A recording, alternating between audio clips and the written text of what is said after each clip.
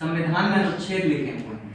संविधान की प्रस्तावना आप लोग एनसीईआरटी की किताबों में भी लिखी होती है। हम भारत के लोग, we the people of India having solemnly resolved to constitute India into a sovereign socialist secular democratic republic करके लिखा होगा उसमें, हिंदी इंग्लिश में दोनों में रहता है, ठीक है। तो वो संविधान जो है ना, वो संविधान जो हमारा जो है ना, हमारे अस्तित्व को बनाए रखने का सारा श्रेय संविधान को जाता है, क्योंकि अगर संविधान नहीं होता तो हम आज भी किसी के गुलाम होते, ठीक है।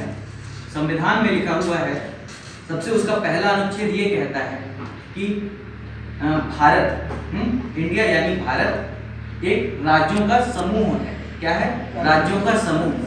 मतलब राज्यों ने मिलकर भारत को नहीं बनाया, भारत ने राज्यों को बनाया कि जब मन हुआ उत्तराखंड बना दिया, जब मन हुआ उसको यूपी कर दिया, झारखंड से मतलब बिहार अलग कर दिया, ऐसे करके जब मर्जी हम स्टेट बदल लेते हैं। क्यों? क्योंकि भारत एक देश है। और फर्क क्या है? जैसे यूनाइटेड स्टेट्स ऑफ अमेरिका के बारे में आप लोग जानते होंगे, तो वो यूनाइटेड स्टेट्स ऑफ अमेरिका, वहां पे वो जो अलग अलग स्टेट्स थे उन्होंने मिलके अमेरिका को बनाया, छोटे छोटे स्टेट्स ने मिलके अमेरिका को बनाया। लेकिन हमारे देश ने हमारे छोटे छोटे स्टेट्स बनाए ताकि सब जगह एडमिनिस्ट्रेशन, हाँ, यानी कार्य जो है, कार्य प्रक्रिया जितनी भी होनी है सब आराम से हो सके। क्योंकि हर जगह अगर जेलें और ब्लॉक ऐसे ना बनाया होता तो प्रधानमंत्री जी बैठ के वहां दिल्ली से सब नहीं देख सकते थे ना कि कैसे। तो जो जिले स्तर पे जो अधिकारी हैं वो उनकी आंखें हैं यहाँ पर, तो इस तरह से विभाजन हुआ। अच्छा, और अब आते हैं हमारे अधिकारों। तो सबसे बड़ा अधिकार हमें क्या दिया हमारे संविधान ने? जीने का अधिकार तथा आजादी, जीने का अधिकार तथा आजादी का अधिकार। जीने का जी तो हम तब भी रहे थे, कब? जब अंग्रेज शासन कर रहे थे, लेकिन हमारे पास आजादी नहीं थी, हम गुलामी का जीवन जी रहे थे। अब हमारे पास जीने के अधिकार के साथ साथ आजादी भी है, हम वो कर सकते हैं जो हमारा मन है। आप लोगों को ये कोर्स करना, आप लोग ये कर रहे हैं, हाँ, आप लोगों को आ चुका है। हवा का, शुद्ध हवा, शुद्ध पानी, सब चीजों का अधिकार।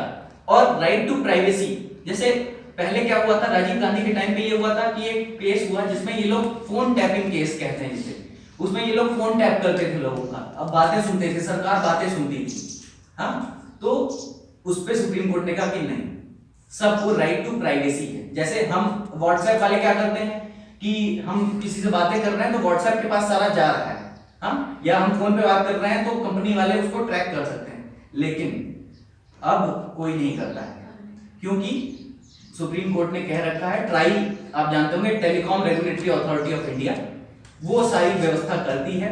इसके लिए एक डिपार्टमेंट जैसा बना रखा है गवर्नमेंट ने, जो सारी देखरेख करता है कि कोई आपकी प्राइवेसी ना भंग करे, आपके जीवन की निजता को कोई भंग ना करे, आपकी दो व्यक्तियों की बातें ना सुनता रहे कोई, ठीक है।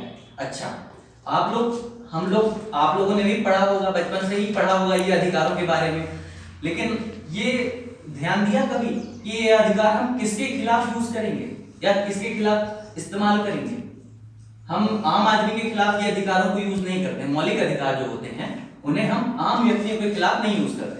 जैसे दो व्यक्ति हैं, मेरा और एक क नाम के व्यक्ति का झगड़ा हो गया, तो मैं मौलिक, उसने मुझे मुक्का मारा, अब उसने मार दिया मुझे, तो मैं उस पर अपराध वाला केस लगाऊंगा, एफआईआर करूंगा, पुलिस के पास जाऊंगा, ठीक है। उसके लिए मेरा मौलिक अधिकार का हनन नहीं हुआ। मौलिक अधिकार का हनन कौन करता है? सरकार करती है। मौलिक अधिकार को हम सरकार के खिलाफ लागू करवा सकते हैं। और जैसे उसने हमको मारा था, क ने, तो हमने क्या करना था कि हमें थाने जाना था, पुलिस के पास जाना था कि भाई साहब हमारी एफआईआर लिख लीजिए, थानेदार साहब एफआईआर लिख लीजिए, इन्होंने हमको मारा है और जो भी मतलब गालियां दी हैं हमको या हमको डराया धमकाया है, कुछ भी बुरा करने के लिए कहा है, तो वो एफआईआर होती है, क्योंकि एक प्राइवेट आदमी के खिलाफ है, वो सरकार के खिलाफ नहीं हुआ। तो मौलिक अधिकार हमें सरकार के खिलाफ ही मिलते हैं।